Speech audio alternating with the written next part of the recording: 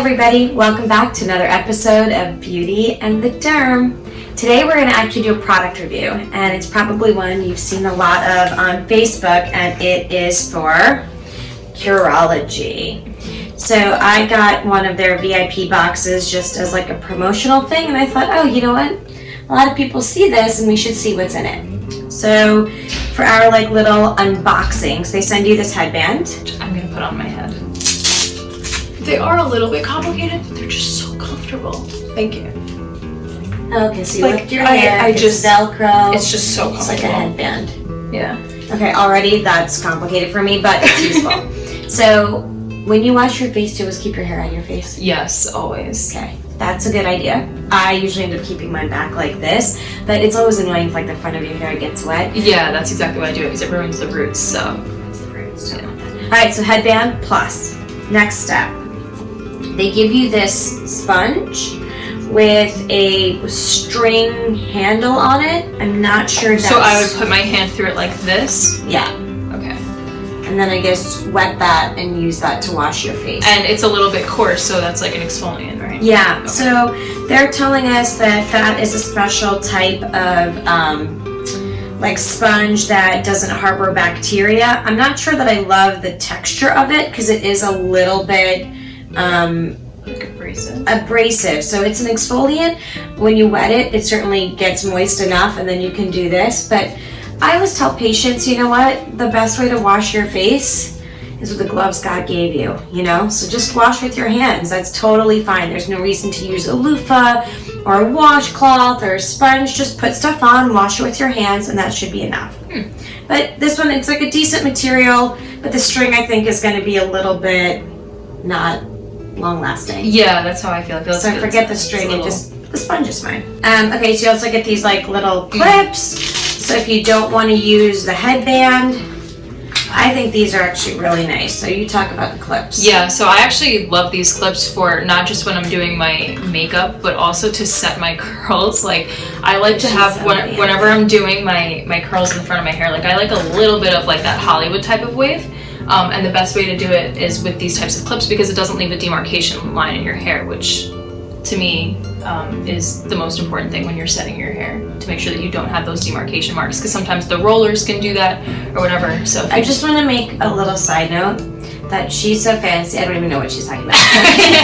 Like, can you show me, what would you do? Okay, so like if I were to, there's these things called, you know what a finger wave is, right? Yeah. Okay, so like if I were to do like a figure wave in my hair, say I had it properly done, and I wanted to, you know, keep my hair kind of like this, and then like pushing back like that, what I would do is I would initially start it here, but I would use this clip, and this clip is going to not leave a demarcation line in my hair. So if I clip this in here, if I were to take this out after my hair had cooled down after about 15 minutes, typically with, if you did a bobby pin or something like that, you're going to have a little bit of a dent in your hair if you're not using a clip that's like this, and this will also let that wave sit. So that's why when you're cooling your hair, you want to clip it, and then once it's done being cooled, you can take it out. However, you want something that has this on it to prevent any demarcation lines in your hair.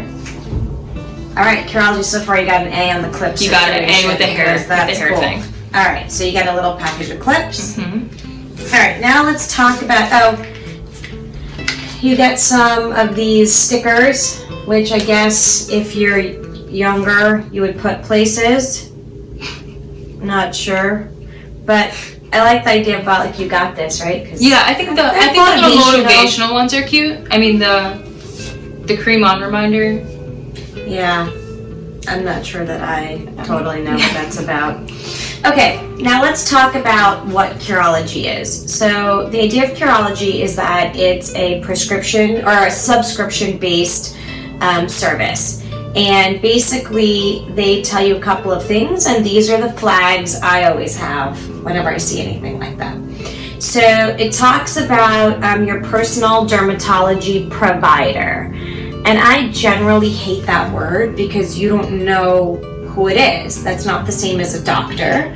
It could be a PA, it could be a nurse practitioner, it could be an LPN who's being supervised by somebody else.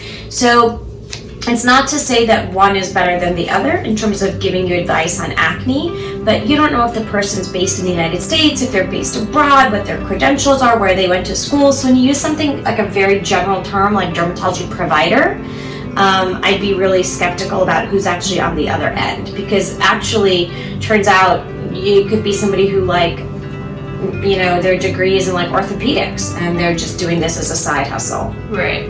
So already I'm a little skeptical about that. That makes sense. And these are the things that they sent over. So they have a rich moisturizer, a cleanser, and then another cleanser, and then the actual custom formula. So these are the ingredients that they typically say that you get, and we'll go through them for a second. So first, let's talk about the rich moisturizer. So you give that a try. Okay. So it's a myth to say that you don't need a moisturizer if you have acne. Turns out you do need to keep your skin balanced. What do you think? Does it have an odor? No, which I like that. Is it really rich? It's not super rich, like maybe not rich enough for somebody with my type of skin. I have super dry skin, but it's good. So in terms of ingredients, their main ingredients are things like aloe, squalene, which is a really good moisturizer, glycerin. They've got some silicones in it, so that's probably why it feels really smooth. Mm-hmm. They've got meadow foam seed oil, which has a type of lipid that's good for your skin, along with shea butter, and then just some mild preservatives just to make sure. So this is what. Now I have a silly question. Yeah. When So silicones are in the moisturizer and it's placed as an ingredient above other fats and stuff like that, does that mean that since it's the more prominent ingredient, it's actually going to prevent your skin from absorbing? So we use silicones as primers, but what's interesting is that a rule of thumb, just like you said, is that ingredients listed first have a higher concentration, but some of the actives, especially botanicals, you can get a really high active with a very low concentration. Oh, I didn't know that. Yeah, so it's one of those things that I didn't know that either until I wrote this book about it, but basically that sounded very high in my head. But it turns out some things you need very, very, very small quantities of for them to be okay. I didn't know that. Silicones, though, do kind of give you that coating on top, but again, it's more for the slick of it. I don't know the answer if it prevents absorption of other things, but that's a super good question. But I think that's why this feels so smooth. Right, it does feel smooth. Yeah. That's what and I think that's not because, despite the fact that I think we have lovely skin, but I don't think that's because our skin is somehow better. I think the dimethicone in here is what's giving it that slip. Yeah. Alright, so the rich moisturizer is not particularly heavy, so that's good. Mm-hmm. And it's got decent lipids in it, which will hydrate dry skin. This is the cleanser, and this one has foaming agents in it. The coca amide propyl hydroxysultane, which is like a foaming agent. I'm like, what? And then it's got a little bit of oat leaf extract. So see how it's super low on the ingredient, but you only need a little bit of that. The rest of it's just preservative, so this doesn't form mold. So take a look at that. Okay. It seems gentle, which I can really appreciate. All right. So cleanser we're down with, and moisturizer we're okay with. But not necessarily a little set. Smell?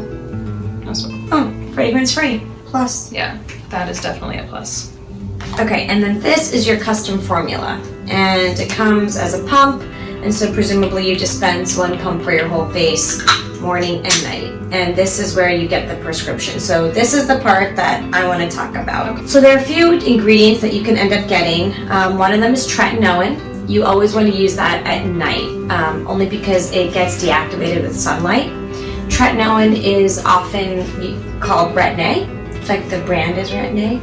And what it does is it increases the cell turnover of your skin. So do you know how long it takes for your skin to turn over once? I think you've told me this and I don't remember. It's 28 days. Okay, that's what I thought. Which sounds like forever. Right? It does. You have to wait a month for your new skin to come out? Yeah, that's true. That's a long time. Yeah. So that's a lot of times why people hate their acne routines, because they think you're using it for 3 weeks and it's not working, but it turns out you're not even using it long enough to see the difference. So Retin-A makes your skin turn over every 14 days. So it makes like the effect. Oh, faster. I see. Okay. But the downside is tretinoin can sometimes make your skin purge. So like if you have little tiny bumps, it looks a little bit worse before it looks better. Yeah. So that's something to get used to. Niacin Amide is an antioxidant. It does help improve brightness. It does prevent a lot of the hyperpigmentation from happening. So that's a good ingredient. And they have azelaic acid, which fights dark spots. That's sometimes known as a prescription called Phoenicia, but azelaic acid is the generic. So far everything is generic that's in here. The azelaic acid is not particularly strong. Tretinoin is stronger, but it does very slowly over time help lift pigment. And then there's something called tranexamic acid, which also is like a newer ingredient, reduces hyperpigmentation. And so far they have 3 things that help with like spots, the color of the spots, not actually preventing them. And that's the niacinamide and the tranexamic acid. Now, does the niacinamide, is it called that because it's like there's niacin in it, so it's vitamin B? Yeah, it's derived from that, exactly. So then somebody who's probably like likely flushes, a little bit. yeah, Yeah, they might flush. they might flush. Yeah. Okay. Look at you, little Miss Chemist. And then the things that help cell turnover, tretinoin and azelaic acid, but you never want to really use the tretinoin if you're pregnant or thinking of being pregnant while using this stuff. Okay. Then they have zinc parathione, which is like antibacterial and antifungal. I don't love that in an acne routine, to be honest. And then they have clindamycin, which fights acne-causing bacteria. That's a topical antibiotic. My skin works really well with Clindamycin. Yeah. So here's my thing about Curology, is that I think that this is a formulation that could work well for like teens who are just getting acne, but I'm not sure it would be great for us ladies. Right. And clindamycin without benzoyl peroxide, the biggest problem with that is that it's going to lead to bacterial resistance on your skin. That's what I thought. So it's a big no-no. So it's one of those things you can't consistently use over time, like any sort of antibiotic that you would be taking. Exactly. So in terms of Curology, the moisturizer is fine, the cleanser is fine. The ingredients seem like they're okay. However, the combination without any kind of benzoyl peroxide worries me. And it worries me that some of their advertising is just dermatology providers. Like there's only so many combinations you can make of this, so how custom are you really going to be? Because I think each thing comes with 3 of the ingredients. And I think I agree with like what you said, how it's better for somebody who's maybe a teenager just getting introduced into the skincare universe. Yes. But then somebody, you know, like myself who's older, I have dry skin, but I also have acne. I'm also super sensitive. Like, yeah, there's a lot. It's not going to fix. Yeah, no. It's not going to fix the boatload of problems that I've gotten. So I think in general, Curology, good competitor to Proactive, okay, which works because people pay for it and then they use it, and compliance is king with acne. So it's good for your like tweens, sort of early teenagers just starting out with acne problems. I'm not a fan of the way that it's formulated, especially for adults and sort of like 15, 16-year-olds who truly have acne. So if you want to try it, you can. I don't know, overall grade, B-. Yeah, I'd agree. Yeah, sorry. But at least now you know the truth. Yeah. See you on our next episode. Bye.